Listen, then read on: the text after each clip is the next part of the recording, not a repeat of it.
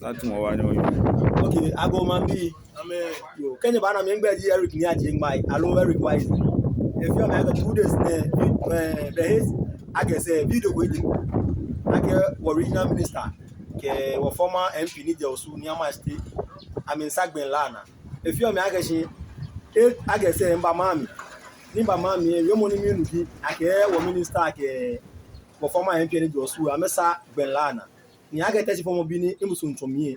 Ni get 2 year we no ko agashi the ngobawo no mo magbene won ni je no bribe if I no ni we je na kan ni aba ni we na you o mapa o minister of agashi no fe no ni we ke sha ake e ja je politics won we na kan en ma agashi aga me kwege ye ndi si no won we na kan je na kan ni my fam we won ni we ni we o me pa no mo fa ake no fe no ni we kan to bo le fun agashi no fe no ni we be mi na kan ni aba ni we ye ro ni to ani manya ba